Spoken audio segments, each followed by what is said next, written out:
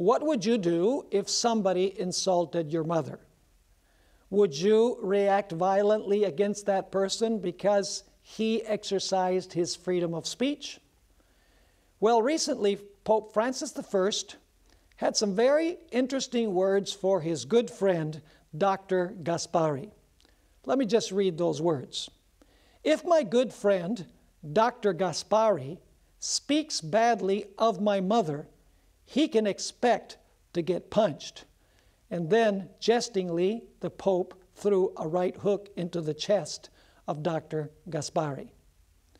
Now, the Roman Catholic Church believes that the Pope is Christ's representative on earth. The question is, what would Christ have done if someone had insulted his mother? Would Jesus have responded with a punch? The fact is, we all know that the Bible states that if somebody strikes you on the right cheek, you should turn the left cheek as well. In other words, Jesus guaranteed freedom of speech, but he did not condone the use of violence in response to the exercise of freedom of speech. Allow me to mention something else about the Roman Catholic Church.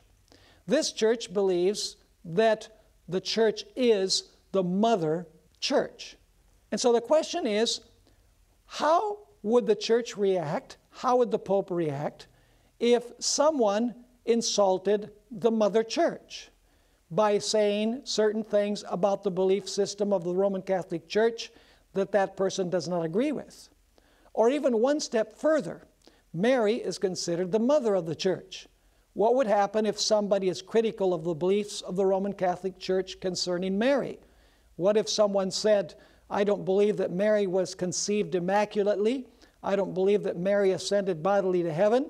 I don't believe that she intercedes in heaven for sinners. And I don't believe that she's the mother of God. What would happen? Would that justify violence against that individual for exercising the right of freedom of speech? We all know the saying, your freedom ends where my nose begins.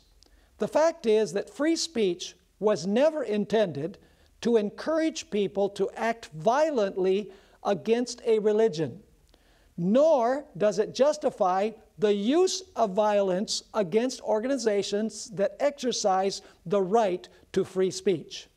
The First Amendment to the Constitution of the United States allows individuals to express themselves freely, even to be critical of another's religion, to be critical in verbal use of language of the beliefs and the practices of others.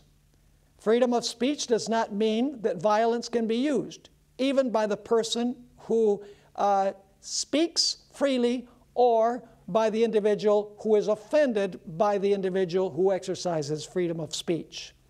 Let us protect this wonderful gift that God has given to the human race, freedom of speech and freedom of the press. Let's never allow these rights that are guaranteed by the Constitution to be infringed upon. This is Stephen Bohr reporting from Secrets Unsealed in Fresno, California.